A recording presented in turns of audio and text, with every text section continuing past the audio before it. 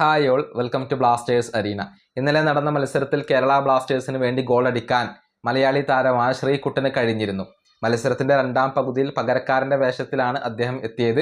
അതിനുശേഷം മികച്ച പ്രകടനം അദ്ദേഹം നടത്തി. പിന്നീടാണ് അദ്ദേഹത്തിന്റെ ഗോൾ പിറന്നത്. 74-ാമത്തെ മിനിറ്റിൽ ഫ്രാഞ്ചുവിന്റെ ഒരു ക്രോസ് വരുന്നു. അത് വളരെ മനോഹരമായിക്കൊണ്ട് ശ്രീകുട്ടൻ ഫിനിഷ് ചെയ്തു. അങ്ങനെയാണ് ഈ മലയാളി താരം ഗോൾ കണ്ടെത്തിയിട്ടുള്ളത്. ഇപ്പോഴിതാ അദ്ദേഹത്തിന് ഒരു മെസ്സേജ് കേരള ബ്ലാസ്റ്റേഴ്സിന്റെ വിദേശ താരമായ വിക്ടർ ബെർത്തോമു നൽകിയിട്ടുണ്ട്. അദ്ദേഹത്തിന്റെ ഇൻസ്റ്റഗ്രാം സ്റ്റോറിയിലാണ് അത് ഉള്ളത്.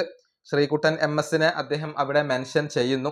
എന്നിട്ട് എഴുതിയത് ഇങ്ങനെയാണ്: enjoy the moment, so happy for your comeback എന്നാണ് എഴുതിയിട്ടുള്ളത്.